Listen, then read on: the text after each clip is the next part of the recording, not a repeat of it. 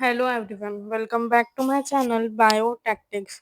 Today we will study meiosis. A process very crucial for sexual reproduction. See, आज के lecture में हम explore करेंगे meiosis को.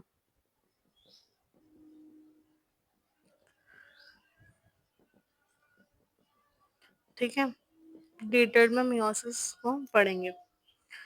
कल की क्लास में हमने माइटोसिस पढ़ी थी डिटेल में. हमने देखा था कि माइटोसिस को इक्वेशनल डिवीजन भी बोला जाता है. क्यों बोलते हैं इसको इक्वेशनल डिवीजन? क्योंकि पेरेंट सेल में और डॉटर सेल में इक्वल नंबर ऑफ क्रोमोसोम्स रहते हैं. मतलब अगर इसमें 2n है तो after sale division will be वहाँ पे 2n ही रहेंगे. ठीक है, उसके बाद हम लोगों ने देखा था माइटोसिस सब डिवाइडेड है इनटू कैरियोकाइनेसिस जो कि है न्यूक्लियस का डिवीजन. इसमें भी आते हैं प्रोफेस जहाँ पे क्रोमोसोम कंडेंसेशन स्टार्ट होता है. Then metaphase complete disintegration of nuclear envelope marks the beginning of metaphase. और यहाँ पे ये बेस्ट स्टेज है to study morphology of chromosome. उसके बाद हमने देखा था एनाफेस जहाँ पे सेंट्रोमियर स्प्लिट हो जाता है. और इसके बाद हमने पढ़ा था टीलोफेस जो कि डायरेक्टली अपोजिट है to prophase. And then we see division of cytoplasm that is cytokinesis. So last lecture में हमने माइटोसिस को अच्छे से पढ़ा था. अब आज के लेक्चर में हम अच्छे से मियोसिस को समझेंगे. ठीक है, तो चलो देखते हैं मियोसिस को डिटेल में.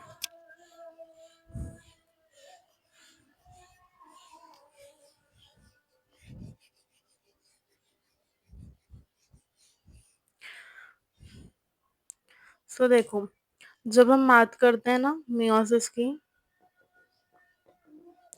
सो इसको बोलते हैं रिडक्शनल डिवीजन. क्योंकि जब पेरेंट सेल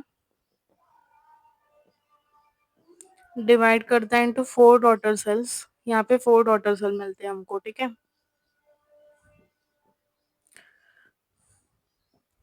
सो सपोज यहाँ पे है 2c कंटेंट और 2n=8. तो यहाँ पे हमको मिलता है 2c एंड n=4. मतलब क्रोमोसोम का नंबर रिड्यूस्ड हो जाता है टू हाफ.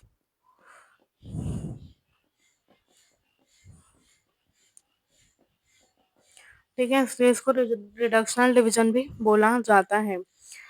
फिर जब मियोसिस की बात करते हैं, क्योंकि इट इज रिडक्शनल डिवीजन मतलब हाफ हो जाता है क्रोमोसोम का number, so it ensures the production of haploid phase. ठीक है, वेरएस जब हम फर्टिलाइजेशन की बात करते हैं, सो हमें पता है कि मदर से हमको मिलता है ओवम और फादर से हमको मिलता है स्पर्म. दो मेल गैमेट का फ्यूजन फ्यूजन होता है. दिस इज n=23 और इसके बाद डिप्लॉयड कंडीशन हमको देखने को मिलती है. सो फर्टिलाइजेशन रिस्टोर करती है डिप्लॉयड फेज, वेरएस जो मियोसिस रहता है it ensures the production of haploid phase. Haploid मतलब क्या? Single set of chromosome. और डिप्लॉयड मतलब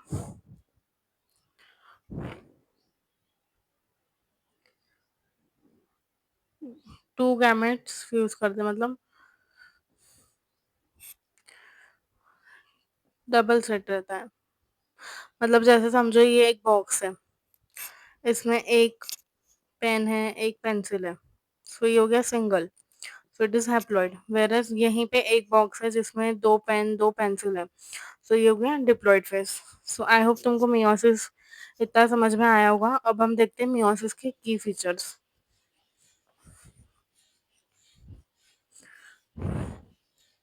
देखो, जब हम पूरी प्रोसेस की बात करते हैं ना मियोसिस की, तो मियोसिस डिवाइडेड रहता है मियोसिस 1 और मियोसिस 2 में. ठीक है, it is divided into meiosis 1 और meiosis 2।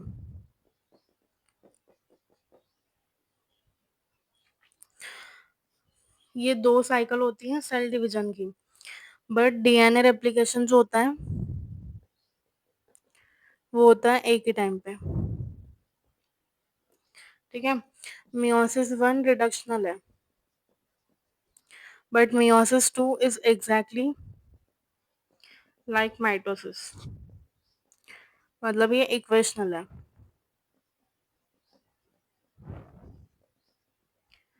ठीक है? meiosis 1 में हमको होमोलोगस क्रोमोसोम के बीच में पेयरिंग दिखती है। तो होमोलोगस क्रोमोसोम क्या होते हैं तुमको आगे समझ में आएगा। और यहाँ पे सेंट्रोमियर स्प्लिट नहीं करता है। ठीक है? अब meiosis 1 further prophase 1, metaphase 1, anaphase 1, telophase 1 में डिवाइडेड है। और ये प्रोफेज 2, मेटाफेज 2, एनाफेज 2 और टेलोफेज 2 ये एग्जैक्टली माइटोसिस की तरह है। सो मैं तुमको इसे बस ऊपर से समझाऊंगी, meiosis 1 को हम डिटेल में देखेंगे। सो चलो पढ़ते हैं meiosis 1।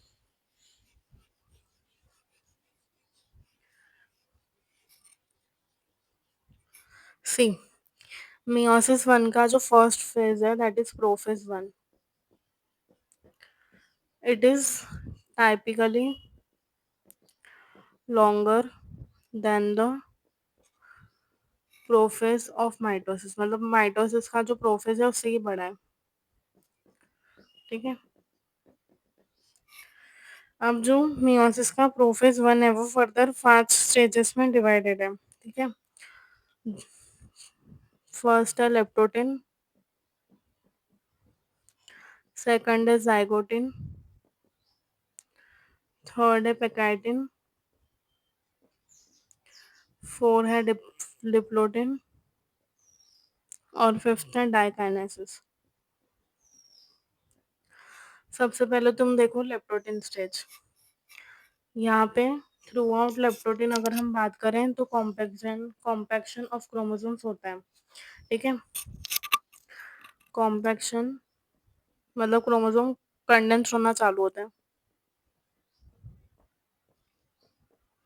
Continuous through out the process of leptotene. इसको बुकेट स्टेज भी बोला जाता है।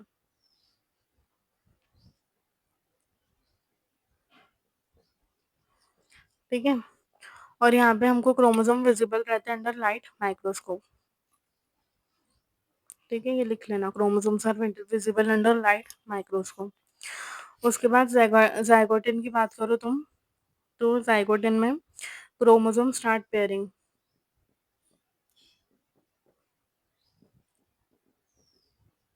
देखो एक एक ला ये क्रोमोसोम। ठीक है? फिर दूसरा ये क्रोमोसोम। अब ये क्रोमोसोम जो है ये शेप, साइज और अपीयरेंस में आइडेंटिकल है। इनको हम बोलते हैं होमोलोगस क्रोमोसोम।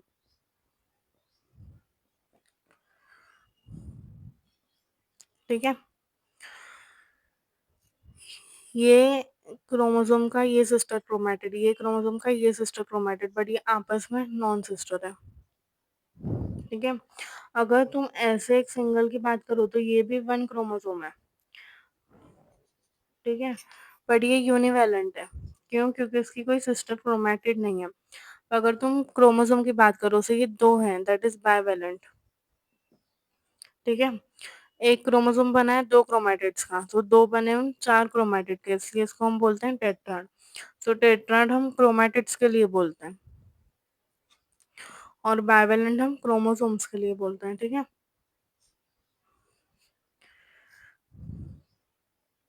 समझ गया?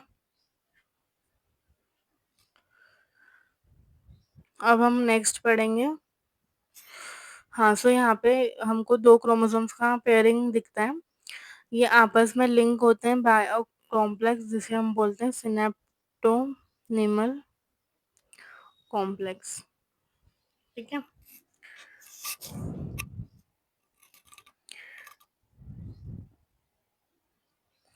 ये हो गया ज़ाइगोटिन के बारे में। अब जो पैकाइटिन है उसको देखो डिटेल में। लेप्टोटिन में क्रोमोसोम थॉरली पूरी प्रोसेस के टाइम पे कॉम्पैक्ट होते हैं। ज़ाइगोटिन में वो पेयर करते हैं, हमको सिनेप्टोनमल कॉम्प्लेक्स दिखता है। फिर पैकाइटिन के टाइम पे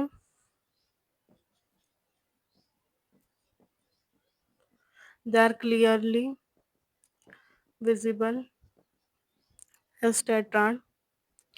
यहाँ पे रिकॉम्बिनेशन दिखती है हमको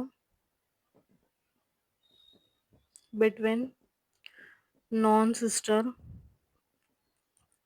क्रोमैटिड्स ऑफ होमोलोगस क्रोमोसोम।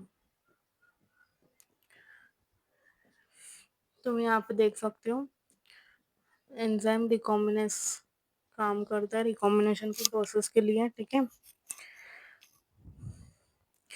उसके बाद एंड में रिकॉम्बिनेशन कंप्लीट हो जाता है। जो साइट साइट रहती है क्रॉसिंग ओवर की वो एज इट इज होती है। मतलब समझो ये एक होमोलोगस क्रोमोसोम है, ये दूसरा होमोलोगस क्रोमोसोम है, सो ये उसकी साइट है ऑफ रिकॉम्बिनेशन। ये यहाँ पे जेनेटिक मटेरियल एक्सचेंज हो गया। So this was all about pachytene. अब इसके बाद आती है डाइकाइनेसिस, सॉरी डिप्लोटिन।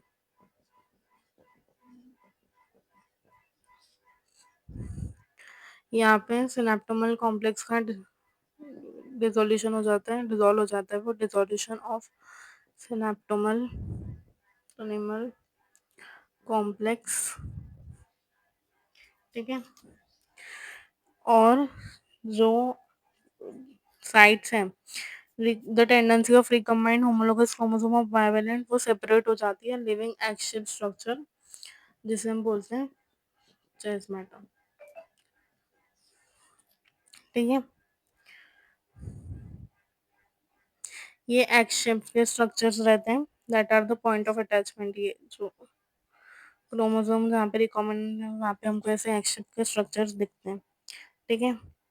फिर कुछ वर्टिब्रेट्स में जो डिप्लोटिन है it last for months, few months या ईयर्स के लिए डिप्लोटिन अरेस्ट हो जाती है इन सम वर्टिब्रेट्स, ठीक है। उसके बाद है डाइकाइनेसिस।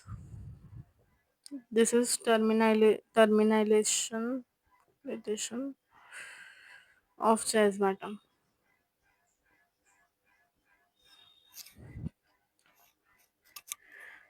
इस टाइम पे क्रोमोसोम फुल्ली कंडेंस्ड हो जाते हैं और मेयोटिक स्पिंडल भी हमको दिखता है। और by the end of diakinesis nucleolus disappear, nuclear मतलब टूट जाता है। And diakinesis also represent transition to metaphase, ठीक है। इसको याद रखना है, रिप्रेजेंट ट्रांजिशन टू मेटाफेज। इससे क्वेश्चन पूछा गया है which stage represent transition to metaphase, so that is diakinesis. So ये सब था प्रोफेज वन ऑफ मियोसिस। अब तुम देखोगे मेटाफेज वन, ठीक है। अब मेटाफेज में क्या होता है, जो सी मेटाफेज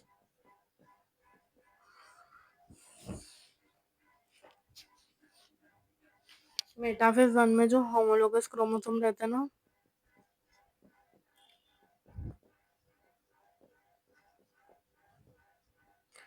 दे अरेंज एट मेटाफिजिक प्लेट, ऐसे देखो।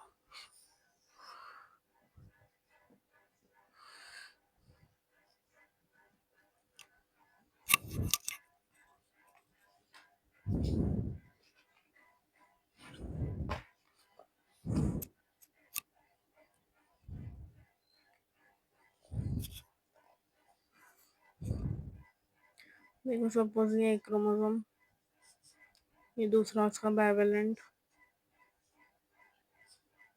ये दूसरा,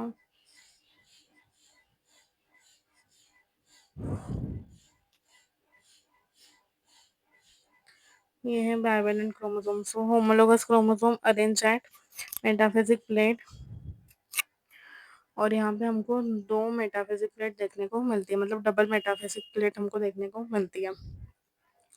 फिर तुम देखोगे एनाफेज वन में, तो ये जो होमोलोगस क्रोमोसोम है ना, ये सेपरेट हो जाते हैं, मतलब तुम्हें कुछ ऐसा दिखेगा। सी,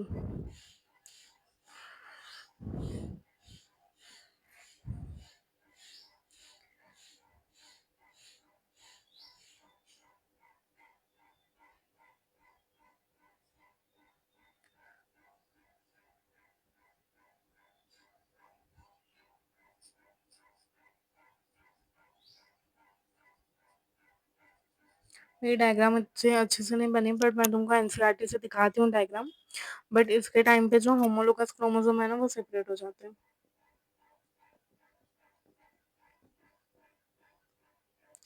सेपरेट, यहाँ पे हमको सेंट्रोमियर स्प्लिट होते हुए नहीं दिखता है, ठीक है। और इसके बाद आता है टीलोफेज वन।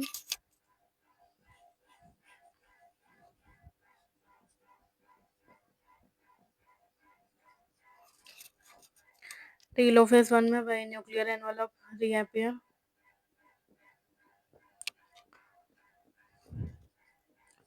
स्पिंडल apparatus ये डिसअपियर हो जाता है। फिर टीलोफेज के बाद हमको दिखती है एंटरकाइनेसिस, और इसके बाद आती है meiosis two, that is similar as mitosis. Interkinesis में डीएनए रेप्लिकेशन नहीं होता है, ठीक है।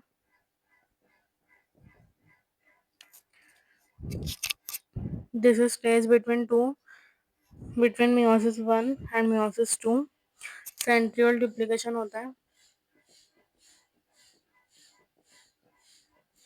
कुछ आरएनए एंड प्रोटीन भी सिंथेसाइज होते हैं, ठीक है। फिर मियोसिस टू के बाद हमको इमिजिएटली साइटोकाइनेसिस होती हुई दिखती है। देखो, मियोसिस टू के जो प्रोफेज है वहाँ पे न्यूक्लियर मेम्ब्रेन डिसअपियर, क्रोमोसोम फिर से कॉम्पैक्ट होना चालू हो जाते हैं। मेटाफेज टू पे क्रोमोसोम सा line and equator, anaphase to पे स्प्लिटिंग होती है सेंट्रोमियर की, और टीलोफेज टू के बाद हमको चार डॉटर सेल देखने को मिलते हैं। मैं तुमको एनसीईआरटी की डायग्राम दिखाती हूँ अभी। अब तुम देख लो significance of meiosis. It includes genetic variation, इसकी वजह से जेनेटिक वेरिएशन देखने को मिलती है, ठीक है।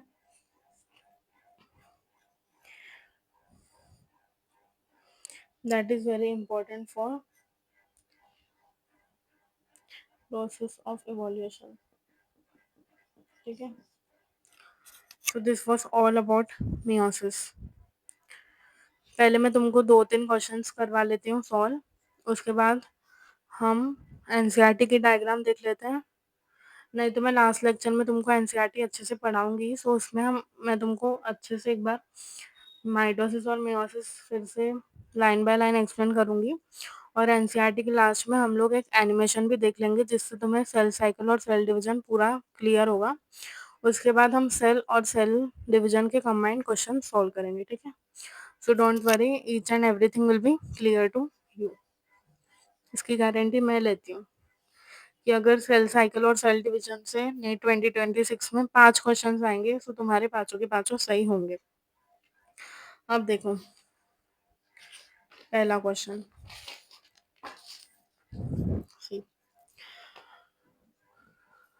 हाउ मेनी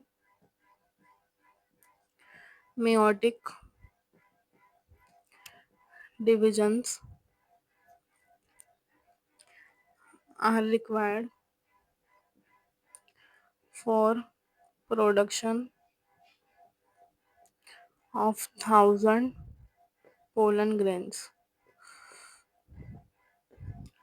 कितनी meiotic division लगेगी for the production of 1000 pollen grains? So for number of meiotic division एक formula है, and it is x plus x by 4, where x is the number of seeds या grains, microspores, megaspores. सो इसके लिए it will B 1000 plus 1000/4। इसको तुम solve solve करोगे तो तुम्हें आंसर मिलेगा 1250, राइट। इतने डिविजन्स तुमको लगेंगे for production of 1000 pollen grains. वैसे ही अगर तुमको नंबर ऑफ माइटोटिक डिवीजन निकालनी हो,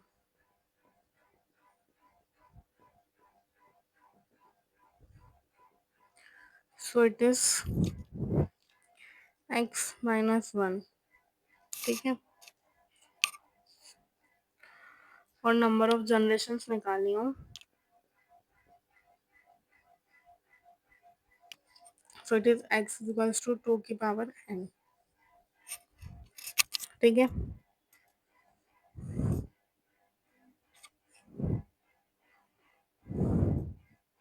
अभी देखो एक और क्वेश्चन में तुमको सॉल्व करवाती हूँ, जिससे तुम्हारा कंसेप्ट थोड़ा और क्लियर होगा। क्वेश्चन सुनो ध्यान से, मैं लिख नहीं रही हूँ, ध्यान से सुनो, तुमको लगे तो तुम लिख लो। एक ऑर्गेनिज्म है, if the normal diploid number of chromosome is 8, उसमें 2n=8, ठीक है। How many chromatids are present in each daughter cell, वो बोल रहा है डॉटर सेल में कितनी क्रोमैटिड्स होंगे आफ्टर मियोसिस 1। हमें पता है मियोसिस 1 के बाद chromosome number is reduce to half, मतलब n=2 हो जाएगा 4, मतलब एक क्रोमोसोम में n=4, बट हमको वो नंबर ऑफ क्रोमैटिड पूछ रहा है, तो एक क्रोमोसोम में 2 क्रोमैटिड, तो 4 क्रोमोसोम में कितने chromatid, so 4 × 2 that is 8 chromatid, इसलिए उसका आंसर होगा 8। समझा। वो पूछ रहा है हमको कि क्रोमैटिड कितने होंगे जो टोटल सेल फॉर्म होंगे उसमें, तो हमें पता है एक, इससे 4 हमको मिलते हैं मियोसिस 1 में। देखो मियोसिस 1 के डिवीजन में जो क्रोमोसोम का नंबर होता है वो रिड्यूस्ड हो जाता है टू हाफ, तो एक क्रोमोसोम में हमको 2 क्रोमैटिड देखने को मिलते हैं। सो मियोसिस 1 के बाद हमको 2 डॉटर सेल्स मिलते हैं, जिसमें एक डॉटर सेल के पास 2 सिस्टर क्रोमैटिड होते हैं, एक क्रोमोसोम में 4, so into 2 it will be equals to 8। So I hope तुमको यहाँ तक क्लियर होगा, ठीक है। So this was all about meiosis. Thank you for attending this lecture. In next lecture तुमको thoroughly NCERT रीड करवाई जाएगी,